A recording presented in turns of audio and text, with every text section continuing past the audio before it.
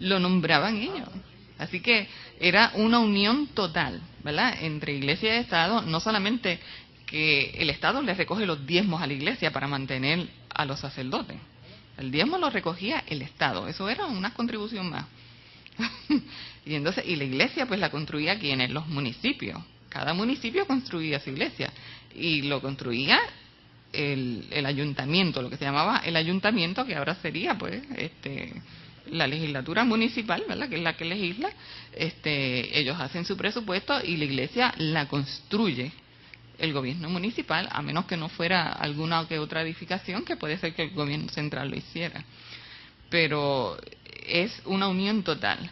Ahora, hoy lo que vamos a tocar, ¿verdad?, es el papado. Miren, las dos grandes instituciones de la Edad Media, y estamos hablando de 10 siglos, es el papado y es el monasticismo.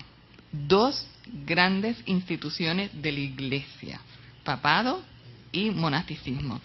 Entonces, aquí yo quisiera, déjenme decirle, yo trato al máximo de explicar por qué la iglesia tiene tal rumbo, por qué toma tales decisiones en un momento dado, que nosotros lo hemos visto de forma muy caricaturesca, los protestantes. Una cosa es leer una historia escrita, en este caso la de Justo González, por un protestante, y otra cosa es esa misma historia escrita por un católico. ¿Ven? Porque nosotros vemos ciertos eventos y nosotros los repelemos. O sea, nos repelen. Porque lo que vemos es corrupción y lo que vemos es muchos intereses en lo terrenal y poco vida evangélica de la iglesia. Sin embargo, un mismo evento ellos lo pueden explicar de forma bien distinta. ¿Ves?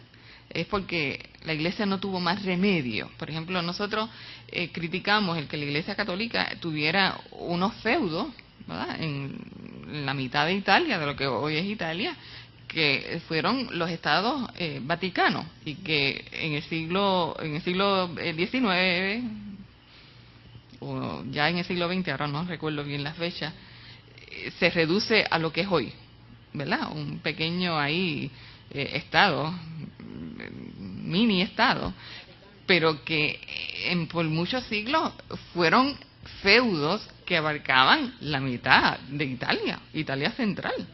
¿Ves? Y entonces, pues, por ejemplo, ¿cómo lo explican ellos? Porque lo que pasa es que la iglesia estaba tan a la expensa de los vaivenes de los grandes señores feudales, de las grandes y potentas y aristocracia noble, ¿verdad?, que estaba tan y tan a expensa de las peleas entre ellos, que eran constantes, y tan vacía de vida espiritual, que entonces el Papa decidió, pues entonces él es soberano sobre sus propias tierras. Y tiene sentido. Tiene sentido, ¿verdad? Lo que pasa es que esas tierras, en lugar de utilizarse para administrar espiritualmente o administrar a los pobres, pues fue sencillamente dedicado al lujo y a la ostentación personal de muchos líderes, obispos, altos prelados. Así que una cosa no quita la otra. Una cosa no quita la otra. Ahora, a mí me gustaría enfatizar, lo que vamos a tocar hoy es un esfuerzo genuino de reformar la iglesia.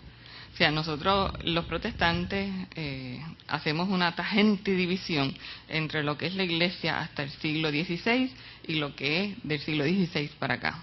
¿Por qué? Porque esta fue la reforma y esto fue lo que renovó la iglesia y esto fue lo que rompió con tanta corrupción, con tanto involucramiento en las cuestiones terrenales. Pero miren, en esta historia de la Edad Media hay genuinos esfuerzos, genuinos, de reformar la iglesia. Nunca dio resultado. Quizá duraba algunas décadas, es más, hubo un momento en que pudo durar hasta 200 años, ¿verdad? Pero que tuviera permanencia, no. ¿A qué se debe esto? Porque una cosa era reformar la iglesia y otra cosa era reformar la doctrina. Y cuando da resultado la reforma es porque se va a la doctrina, no solamente en la etapa de iglesia. ¿Ves? Porque renovar la iglesia es algo que pues se trata de evitar que esté involucrado en los asuntos civiles, de que esté tan involucrado en los asuntos terrenales, de que se esté lucrando, de que haya tanta ostentación, de que haya una división total entre la cúpula de la iglesia y el resto de la cristiandad. Eso se trató de hacer. A veces se logró por un tiempo. Ahora otra cosa es ir a la doctrina. ¿Ves? Y eso fue lo que sí dio resultado. Y eso es a principios del 16 con Martín Lutero, que no es el primero, pero es el que sí tiene mayor éxito. Y en realidad dio resultado porque Martín Lutero lo que tiene es una lucha espiritual sin cuartel. Porque una de las cosas que sobresale en la iglesia en la Edad Media es el temor de la salvación.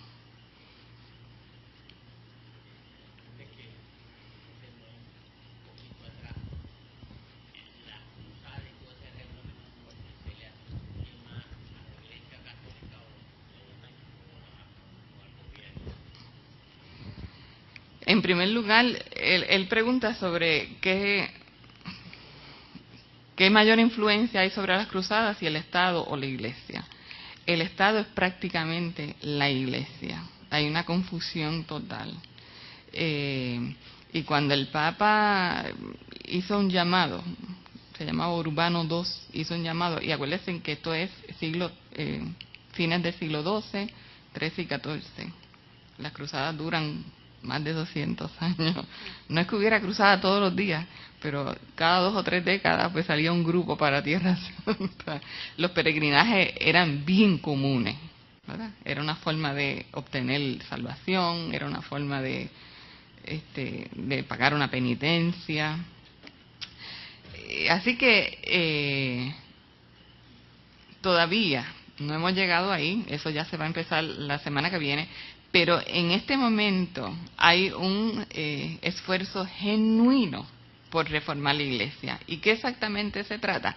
Déjenme repasar, ¿verdad? El primer cuadro. En el siglo V es que se designan los historiadores, lo designan como donde nació la institución del papado. O sea, si hay un momento dado donde se puede decir existe un papado, ¿verdad?, dentro de la iglesia, es con el famoso León el Grande en el siglo V. ¿Por qué? Porque ahí asumió los poderes que antes no tenía. ¿Ves? Habían obispos de Roma anteriormente, muchos, pero ¿en qué momento ese obispo de Roma se convierte en lo que hoy conocemos, ¿verdad? Tenemos ese concepto de lo que es el Papa, pues en el siglo V. Estamos hablando casi 500 años de historia de la Iglesia, ¿verdad? Y se llama León el Grande. Ah, no, ese debe ser el primero a lo mejor. Sí. Yo no sé si se le llegó a asignar un número, pero se conoce así. Entonces, en el siglo siguiente hay otro gran papa que es ilustre, no solamente por su espiritualidad, sino porque se involucra en los asuntos de la sociedad, que fue lo que pasó con León el Grande, y ese se llama Gregorio, también el Grande, se conoce en la historia como Gregorio el Grande. Yo creo que sí. Oh, ok. Y entonces en el siglo VI, Gregorio fue de estas figuras que enalteció el papado en forma tremenda. No solamente porque ayudó Europa completa está en un caos, y la ciudad de Roma ni se diga, ¿verdad? Lo que queda es la sombra de lo que fue Roma en una ocasión. Y entonces